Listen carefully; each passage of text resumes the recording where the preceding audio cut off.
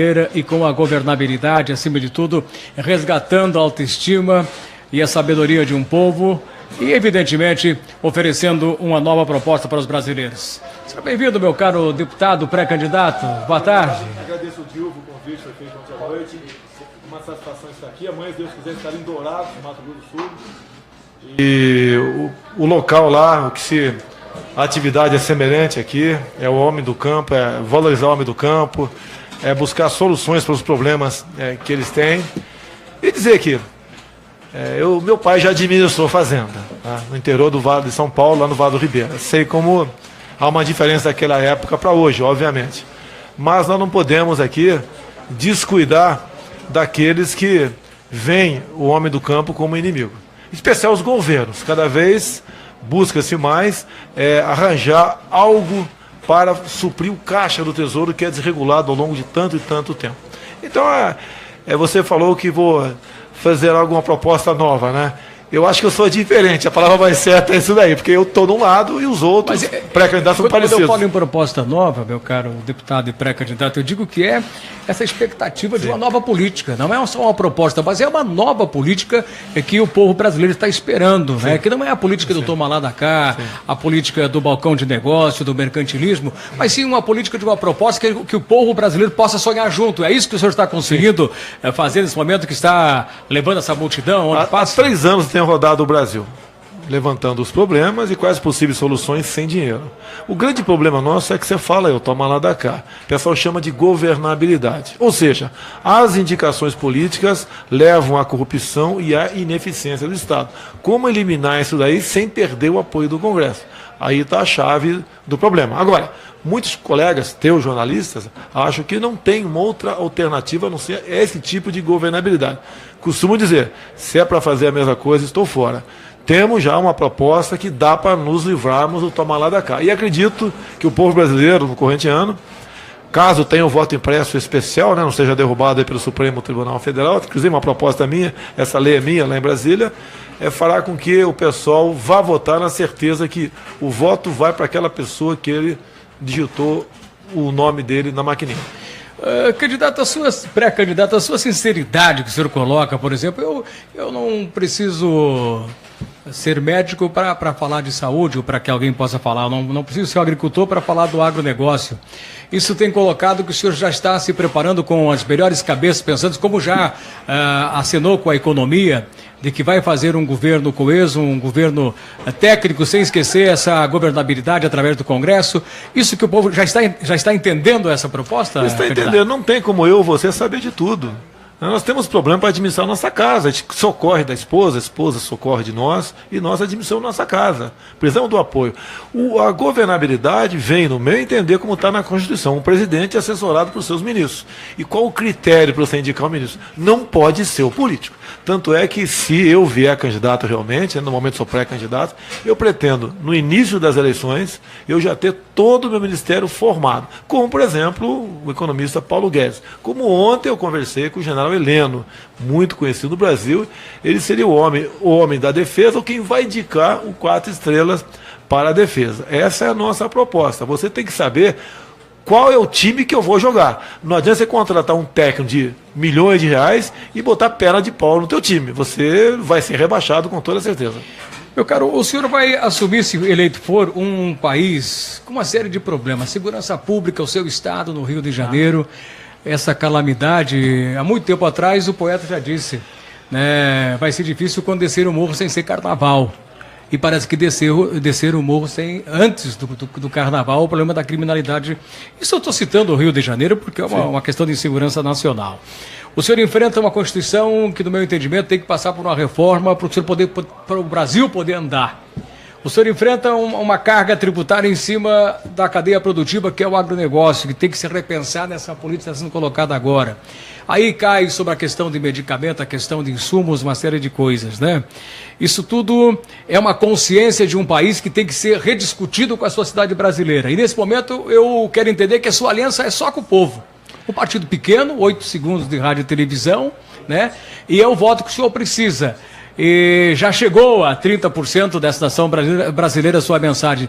O senhor aposta do debate no programa de rádio e televisão, nas mídias sociais, nesse seu exército voluntário que está sendo formado? O que eu tenho dito é o seguinte: o Brasil precisa de um presidente honesto, que é uma coisa rara na política, que tenha Deus no coração e seja patriota. Nós temos que fazer o Brasil grande. Agora o Brasil, como você bem disse, infelizmente, a situação é gravíssima. Você não está pegando um terreno onde você vai construir alguma coisa. Você vai ter que destruir muita coisa errada que foi feita para você depois começar a construção lá na frente, em todas as áreas. Você pode ver a questão da educação. Praticamente essa guerra aí, hoje em dia, está difícil ser revertida. A ideologia de gênero, formação de militantes em universidades.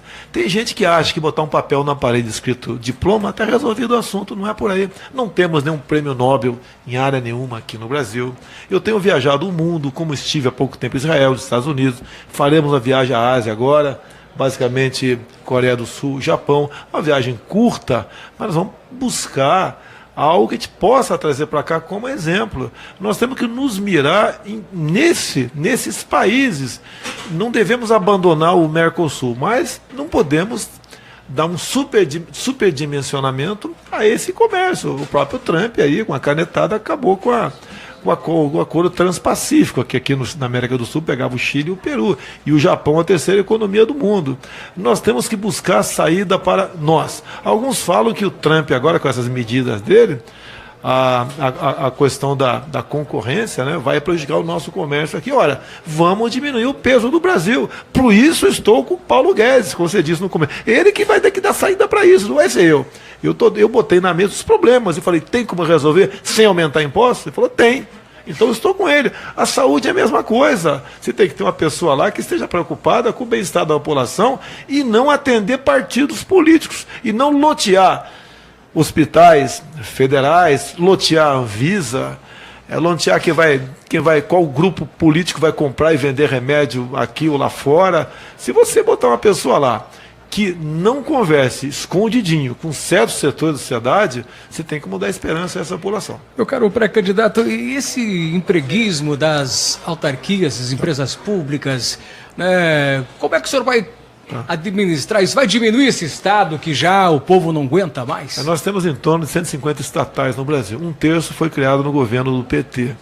Isso eu acho que poucos meses, né, porque você não vai jogar para cima, você tem como privatizar ou extinguir. Tem estatal que você não quer nem de graça para você.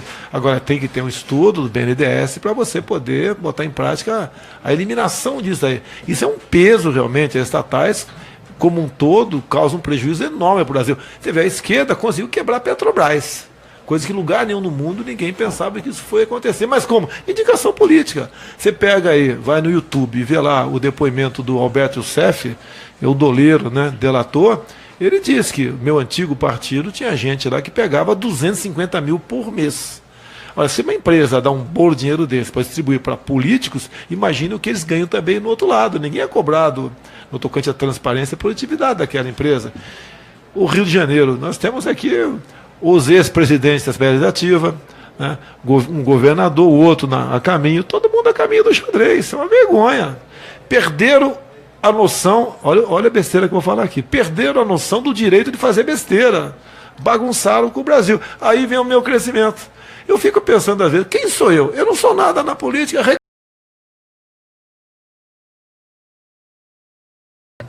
Não saber dialogar com parlamentares em Brasília. Se eu tivesse dialogado com esse tipo de parlamentar no passado, eu estaria em Curitiba agora, e não aqui conversando contigo.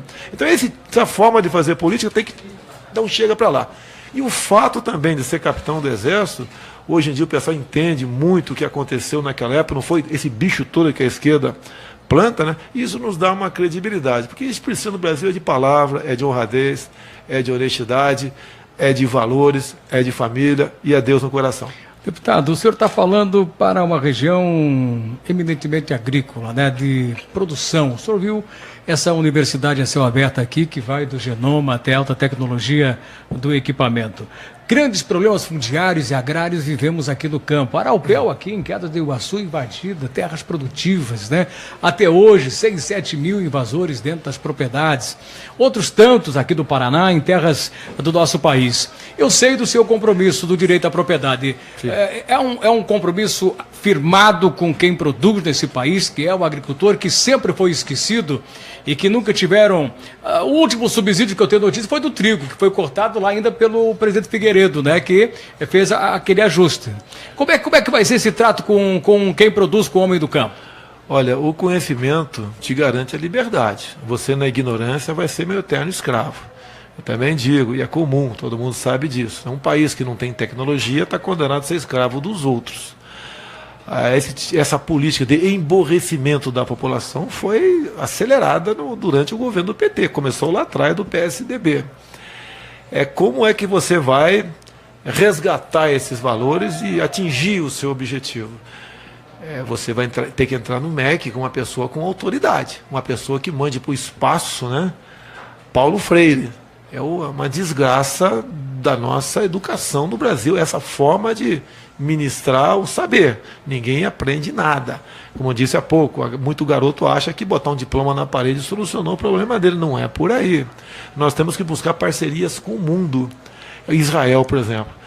Fiquei uma semana lá, foi uma viagem bastante rápida, mas de serviço, com os meus recursos, e conversamos com o ministro da Agricultura. Essa tecnologia de plantar no deserto, é possível trazer, por exemplo, o semiárido nordestino?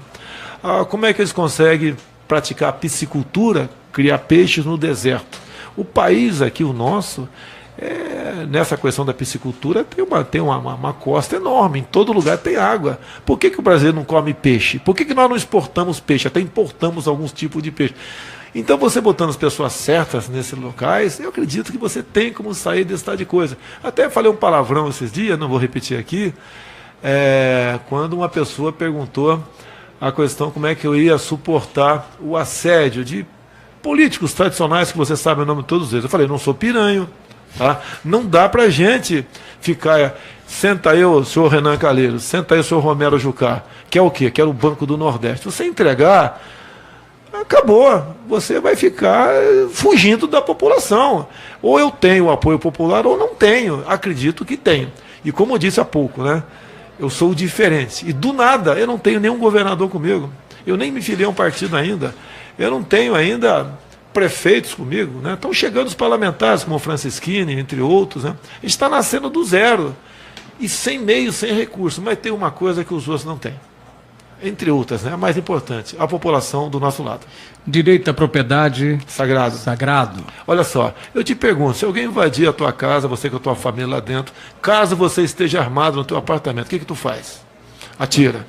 Por que no campo tem que ser diferente? Por que temos que aceitar a invasão e buscar a negociação? O homem do campo tem que ter o seu direito à posse de arma de fogo, e ao usá-la, nós mudamos na legislação, ele responde, mas não tem punição.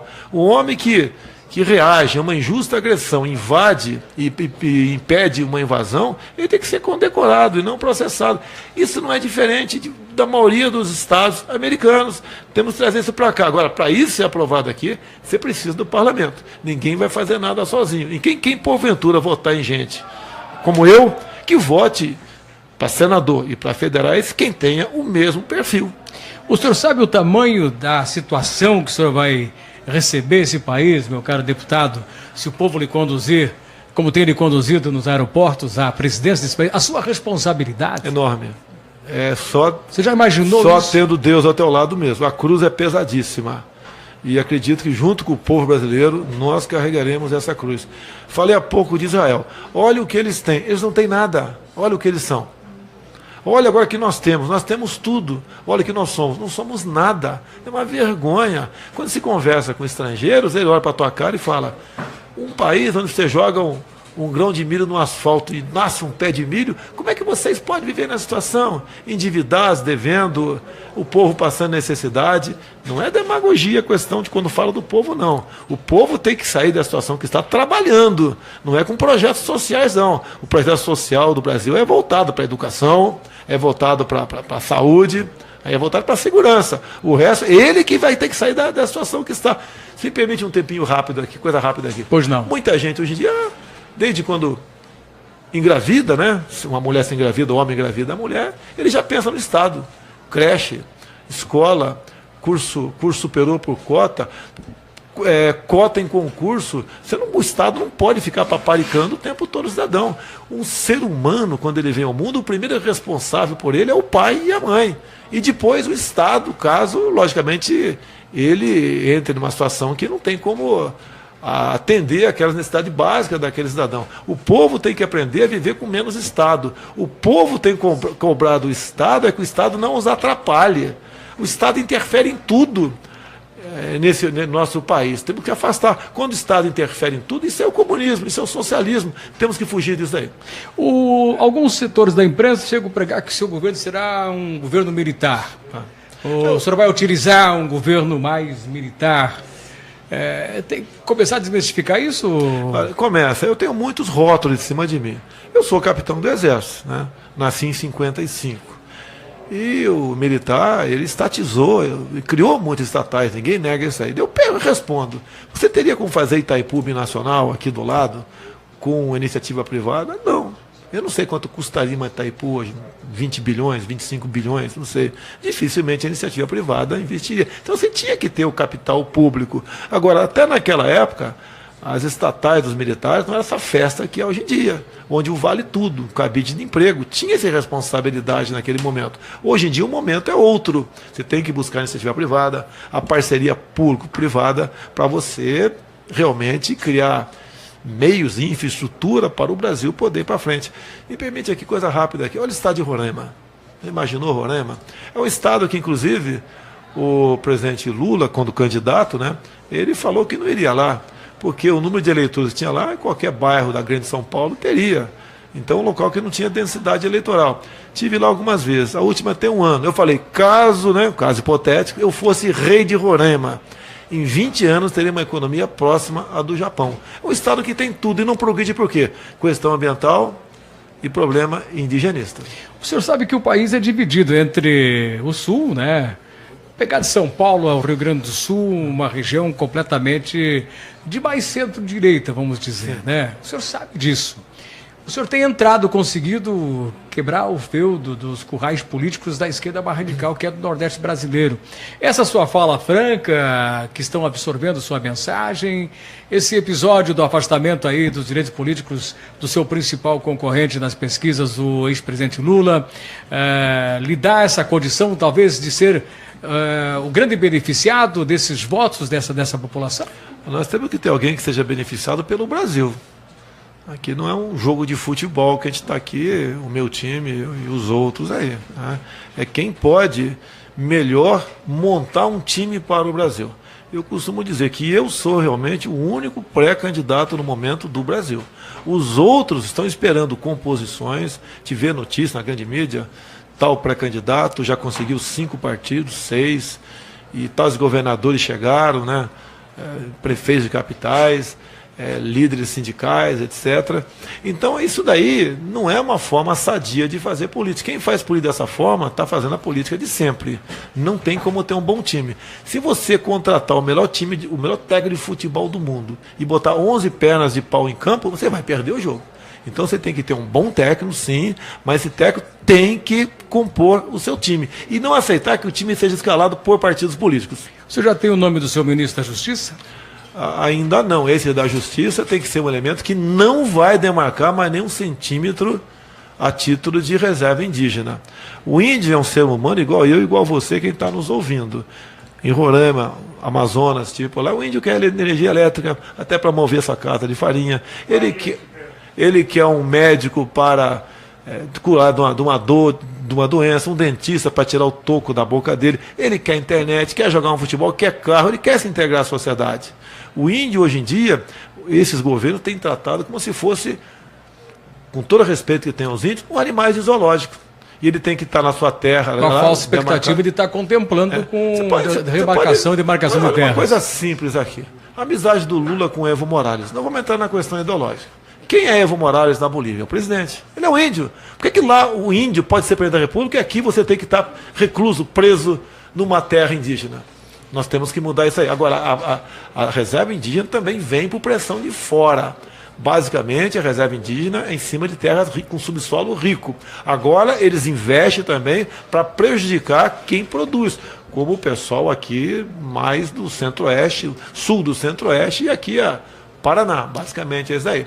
Se nós continuarmos aceitando esse tipo de pressão, nós podemos ver mais cedo ou mais tarde essas reservas indígenas se tornando independentes e para nós do Brasil, dado essa pressão nefasta que prejudica cada vez o homem do campo, nós partimos até para problemas sociais gravíssimos por falta de alimento. Essa FUNAI que tem esse orçamento extraordinário e pouco faz, principalmente no benefício dessa saúde ou da cultura futura do próprio índio, como é que você vai tratar? A FUNAI, ou você redireciona tudo que está lá, ou você exclui, extingue esse negócio aí. Tá? Eu tive uma das idas minhas pelotões de fronteira do Exército Brasileiro, Surucucu. Conversei, lógico, né? Aquela maneira minha diferente, eu não vou estar numa comitiva de parlamentares para dar risada e tirar fotografia. Lá, eu procurei uma enfermeira contratada pela FUNAI. Ela ganhava mais dinheiro de ONG do que da própria FUNAI. E a missão dela lá era exatamente evitar que o dito homem branco, que até mesmo um tenente do Exército, médico, atendesse o índio. Ou seja, na filosofia dela, o índio picado de cobra tinha que morrer caso não tivesse o médico da FUNAI lá. Então, qual é a intenção disso daí? É fazer com que essas reservas indígenas, mais cedo ou mais tarde, se tornem independentes, novos países dentro do Brasil. Então o índio tem que ser tratado como ser humano, como irmão nosso, e dar-lhes meio para se integrar à sociedade. E é isso que eles querem. Bom, o senhor está desenhando o seu plano de governo ou já está pronto? Não, a gente está desenhando, até porque nós só podemos apresentar por ocasião do registro da candidatura. E o plano de governo, como ele é feito no Brasil, ele é feito a peso de ouro. É um plano maravilhoso que você, ao ler aqui no Paraná, tu vai falar, vou votar nesse cara. Mas acabou a lição e joga no lixo. É uma peça de ficção. Nós queremos ter um plano de governo enxuto e objetivo, onde você vai acreditar que aquilo pode ser executado. O outro lado vai ser uma ilusão de juventude, né, que nós temos quando nos namoramos pelas primeiras vezes, tá, ok? Esse é o nosso plano de governo, se fará presente em agosto, então, do corrente ano. Para desmistificar, sua relação com o negro. Com o negro. Bem, eu te pergunto, é justo a minha filha ser cotista? Olha a minha cara aqui, eu tenho olho azul igual o teu. Eu sou casado com a filha do Paulo Negão. Tá? O meu sogro é uma mistura de índio, de negro, de português, inclusive é flamenguista, brinco muito com ele. Não vou fazer brincadeira aqui, o pessoal leva para maldade para tentar me atacar. Mas na intimidade, a pessoa maravilhosa. Nós somos iguais. Uma menina agora, recém-formada pelo IME, no Rio de Janeiro, afrodescendente, acabou de tirar da prancheta uma tela de grafeno. O que essa tela faz? Ela filtra o quê? Ela tira o sal da água do mar ou da água salobra. Para onde foi essa menina há poucos meses? Foi para a Inglaterra. Uma afrodescendente que conseguiu chegar na ponta da nanotecnologia. E qualquer um pode chegar lá. Depende de empenho e não de cotas. Então a questão de negro, para mim, não há diferença entre eu e o negro e eu. E essa polêmica vem do programa CQC, onde falta de caráter do senhor Marcelo Tais, foi feitas as perguntas para mim e eu respondi, e ele inverteu. E onde estava a pergunta se meu filho relacionasse com negra, ele respondeu a resposta para gay. É isso que aconteceu. E naquele momento, estavam discutindo kit gay, nada a ver sobre racismo. Paguei um preço altíssimo, fiquei 3 anos respondendo o processo no Supremo, e sabe o que aconteceu na reta final? Eu só exigi uma coisa, que entreguem a fita bruta, como você tem a fita bruta por algum tempo aqui no teu programa. E lá não era fita de áudio, tinha imagem também. O que o senhor Marcelo Tais respondeu? E não tinha mais a fita porque ela foi reutilizada. Logicamente o processo foi arquivado, mas paguei um preço altíssimo e até hoje respondo, né? Quando vou pelo Brasil, como para você agora, qual é o meu relacionamento com afrodescendentes. Bom, até para deixar claro as suas relações, que segmentos insistem em dizer que o candidato é preconceituoso, aqui tem uma série de questões, de rótulos que estão lhe colocando. Eu só me chamo do que eles são, corruptos. Tá? É só isso daí. O que é preconceito? Por exemplo, é homofóbico. Você sabe se porventura eu sou gay? Você tem certeza se eu sou hétero ou homo? Responda. Você não tem certeza. Tenho certeza. Você não tem, nem eu tenho de você. O que nós fazemos particularmente é problema nosso. Agora, não podemos admitir que em escolas do ensino fundamental para criancinha de 6, 7 anos, você passe filmes homoafetivos a te combater a homofobia. Sempre eu digo, o meu maior patrimônio, o teu, com toda certeza, caso você tenha, são os nossos filhos. E um pai não quer chegar em casa e encontrar o Joãozinho com 6 anos de idade, brincando de boneca, por influência da escola. Viu, filho? E ponto final. Bom, deputado... Então um clima entre vocês dois aqui.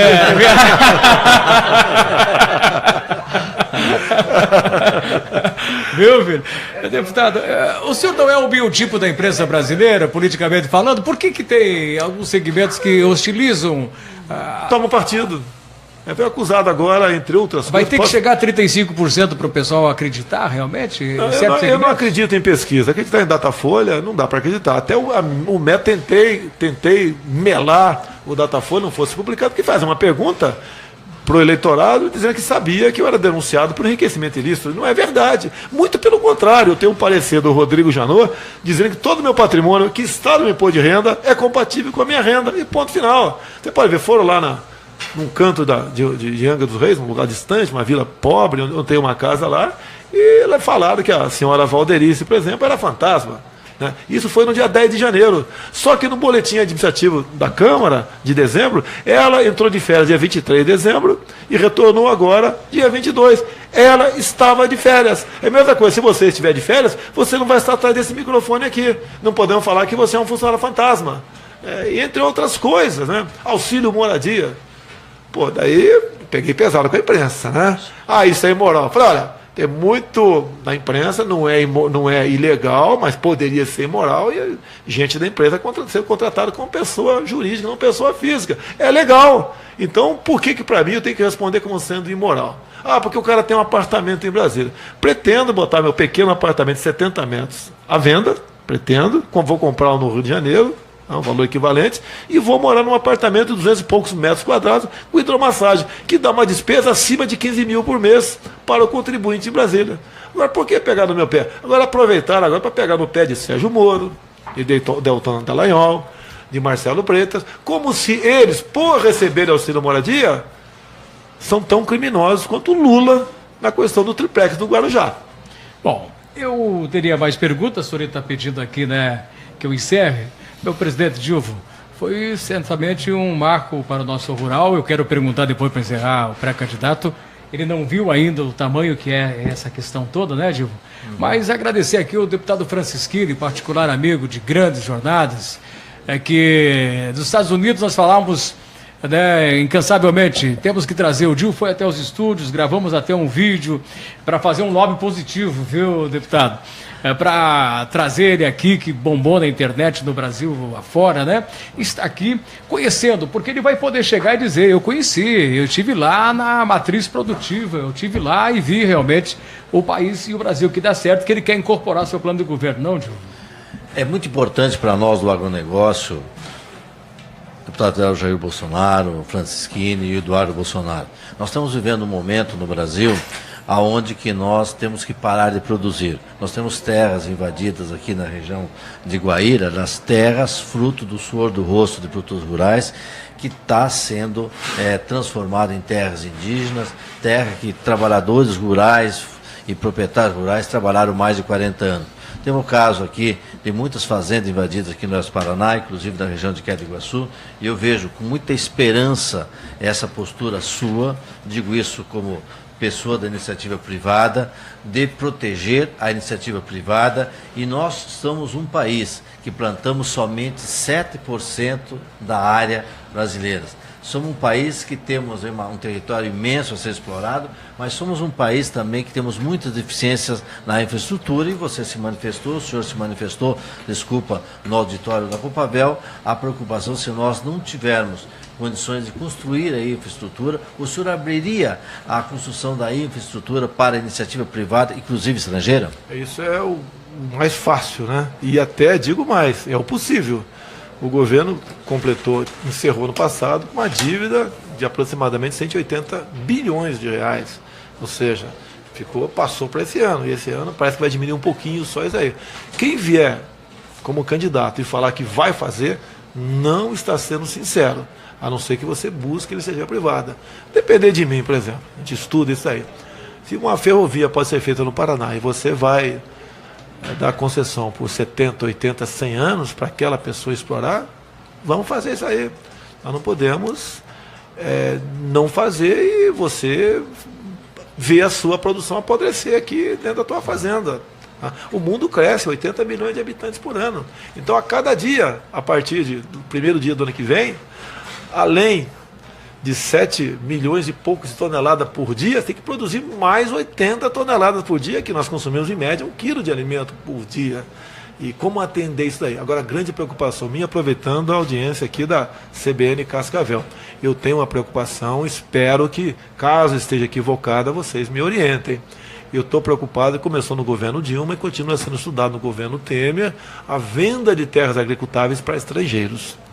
Tá? E quem tem dinheiro no momento, coincidentemente, é a China. Tá? Agora, todo país busca a sua segurança alimentar, a partir do momento, se você começar a entregar essas áreas. E você é estimulado, você sabe disso, a vender a sua propriedade por causa de invasões. E não é só isso. As multagens feitas pelo IBAMA e ICMBio. É uma indústria da multa, por parte deles, multa por satélite, multa por drone, entra a tua propriedade, vê lá que um colchão lá não tem 8 centímetros, trabalha na escravidão, que alguns juízes entendem como escravo, e a punição é expropriação do imóvel, ou seja, você perde o imóvel para o MST, e se aplica também à propriedade urbana. Se você aqui tiver um funcionário dormindo num quarto com ventilação inadequada, isso é trabalho escravo, análogo à escravidão. Você pode perder a sua propriedade com todos os semoventes lá dentro, com tudo lá dentro. Isso aí é o caminho para o socialismo, para o comunismo. Uma pergunta de seleção: por que na África do Sul o racismo era legal? Ninguém está defendendo aqui não, porque estava na lei. Por que o fim da propriedade privada está se tornando algo legal? Porque está na emenda Constitucional 81. Porque eu converso com o Francisquini, o Eduardo Bolsonaro, entre outros, né? Nós temos que ter um pacotão de medidas para exatamente revogar tudo isso daí. Você pode ver, se aplica muito a questão de pesca. Ato tendente. Você passa com uma rede nas costas, né? Numa área de proteção ambiental de pesca, você é multado por ato tendente. Não adianta tu falar, eu não vou pescar aqui, eu vou pescar na frente, a passagem aqui é obrigatória. Tem que tirar isso da lei. E muitas outras coisas, nós trabalhamos para esse grande pacotão. E eu vi o Trump excursando há pouco, né? Se dirigindo, obviamente, mais ao Partido Democrata do que o republicano dele. Ele falou o seguinte: os Estados Unidos não pode dar tudo o que os partidos querem, mas os partidos têm a obrigação de atender tudo aquilo que os americanos precisam. Você é simpático à política do presidente Trump? 99,9%, desde antes de ele assumir. Apanhei muito por causa disso, né? Até que fiz uma brincadeira, o pessoal me criticou. Eu falei, a diferença minha dele é que eu sou mais rico do que ele. O deputado Jair Bolsonaro, para ter uma definição, eu gostaria que os produtores rurais que estão nos ouvindo nesse momento tivessem uma definição de um conceito seu, iniciativa privada, propriedade privada de quem está trabalhando, o proprietário da terra, certo? Sem invasões de terra. A invasão de terra, para mim, nós pretendemos tipificar como terrorismo. Okay. Você vai no sul do Pará agora, tem ainda torre de transmissão de energia com 200 pneus embaixo. Então nós podemos falar como produtor rural, dizendo... Sem problema nenhum. E duvido que outro pré-candidato fale que eu estou te falando aqui. Que nós somos a favor da iniciativa privada, que o proprietário de terra tem o direito da terra e que um invasor chega lá e tome a terra numa noite. Nós precisamos mexer no Código Penal. Eu tenho que ter apoio do parlamento. Eu não sou candidato a ditador. Eu sou candidato a presidente. No seu pensamento, sim, contribui com a iniciativa privada. Não é apenas invadir a tua propriedade, tua terra, tua fazenda, tua chácara, invadir teu apartamento. Para mim é a mesma coisa. Invasiu, fogo nele. Direito à propriedade privada quem é tem direito. Se a propriedade não for privada, ela é do Estado. Você pode ver, a Revolução de 64, entre outros setores, os produtores rurais trabalharam para a destituição de João Goulart. Exatamente porque o Brizola, na época, falava reforma agrária na lei ou na marra. E quanto à infraestrutura, nós poderíamos pensar no capital estrangeiro, mas não na aquisição das terras brasileiras, mas sim na construção da infraestrutura dentro do Brasil. Já que falamos em Trump aqui, ele falou que aceita o livre comércio com países livres, o liberalismo com países livres também. Tá? Se você, por exemplo, acha que você pode fazer uma simples troca sem qualquer barreira comercial com certos países, onde o trabalhador lá trabalha 20 horas por dia e ponto final, você vai quebrar a nossa empresa aqui no Brasil. O americano, inclusive, fez uma coisa que eu falei para o Paulo Guedes, tem que buscar fazer isso. Como? Você é economista, é igual aquele médico, que pega o paciente todo arrebentado. É problema ter o costurar e salvar o cara. Você é médico para isso. Vamos tentar salvá-lo. Depois que o Trump passou a diminuição do imposto de renda sobre o lucro de 35% para 21%, ele falou há poucos, né? Hoje, as nossas empresas estão em condições de competir com qualquer lugar no mundo. Outro conceito, presidente Bolsonaro. A questão, nós temos aí no Brasil contrato de concessões de rodovias, ferrovias e outras concessões. Essas concessões, muitas delas vencerão nos próximos 3, 4 anos. O senhor é a favor de uma prorrogação desse contrato ou uma concorrência novamente para ter mais pessoas se candidatando, que possa ter uma competitividade melhor e um preço melhor para o consumidor, ou simplesmente a prorrogação dos contratos? Coisa nova. Coisa nova. Olha só, a Dona Maria paga muitas vezes o feijão mais caro na prateleira porque vocês embutem no frete a multagem. Pô, você vê a indústria da multa. Você anda na hora do Rio de Janeiro a 70 por hora. Você vai na Rio Santos, tem quase 100 lombadas eletrônicas e 40 por hora. Qual a intenção disso? É multar. Você é um inferno dirigir. Eu não viajo mais para a região da Baía de Angra, também por esse motivo. Você fica doido com essa... Então, a questão de pedágio também. Tem estados, né, que o pedágio, você levantou esse teu caminhão, você paga o eixo. O exemplo está aqui, né? O estado do Paraná tem o valor... Não sei aqui como é que é. O pedágio do estado do Paraná é o dobro do valor do pedágio do estado de São Paulo. Com uma condição que o estado de São Paulo tem as rodovias 70%, 80% duplicadas, e aqui não temos mais do que 15%, 20% de rodovias duplicadas. Essa questão aqui você tem que definir. Porque não adianta você buscar produtividade aqui e perder ao longo do percurso, não só com uma estrada ruim muitas vezes, deixando o grão pelo caminho, bem como pagando um preço altíssimo de pedágio. Você vê, olha o exemplo, vale a pena, por favor, escuta o que eu vou te falar. Eu não tenho segredo aqui. Estive com um homem com armador, um homem que mexe com carga e descarga, basicamente no Porto de Santos. Olha como é que é o Brasil. Ele queria falar comigo, né? Assim como você, eu agradeço o convite, alguma coisa, você vai perguntar para mim, como está perguntando aqui agora. Ele falou o seguinte, arredondando os números: deputado, cada tonelada que entra ou sai do Porto de Santos, eu tenho que pagar R$3, tá? A título de dragagem. Há 3 anos, nada é dragado lá. São 2,5 bilhões de reais por ano. Nos últimos 3 anos, 7,5 bilhões de reais. Para onde foi esse dinheiro? Daí eu perguntei para ele, quem é que está mandando no Porto de Santos? Qual o grupo político? Falou o partido. Acho que todo mundo sabe, não vou falar aqui para evitar problema, todo mundo sabe, inclusive, né, o homem que manda, por coincidência, é o homem mais poderoso no Brasil no momento. Isso daí, a administração do Porto de Santos, que prejudica vocês, que você, quando quer exportar uma carga, muitas vezes você não pode pegar um navio que tem um calado X, tem que ser X menos Y, porque não entra lá porque o porto está assoreado. Eu estou falando do Porto de Santos, é o que eu tenho conhecimento, não sei como é que é por aqui. Então, as indicações políticas, além da ineficiência, isso é uma corrupção, daí a gente fala muitas vezes, um partido político que tem acesso a parte desse dinheiro, talvez, né? Ou com toda certeza. Como é que eu vou concorrer com um cara desse se a minha verba é infinitamente menor?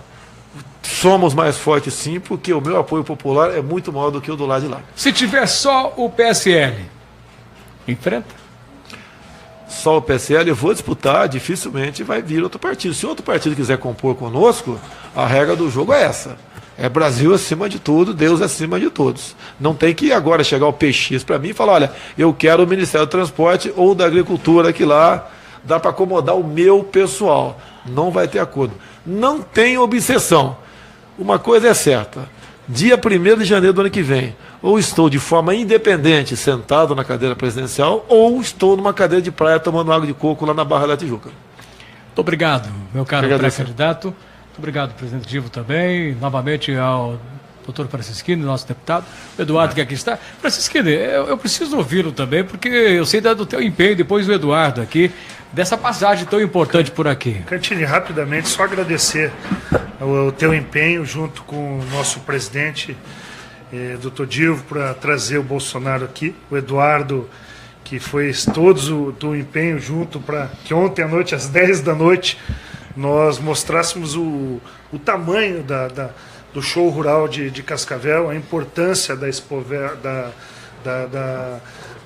de todas as cooperativas, da Copavel aqui do estado, e o nosso presidenciável Bolsonaro resolveu vir e trazer tudo que ele pensa sobre o agronegócio. Com certeza, muita gente sai entusiasmada dessa reunião, e para nós foi um orgulho ver os paranaenses.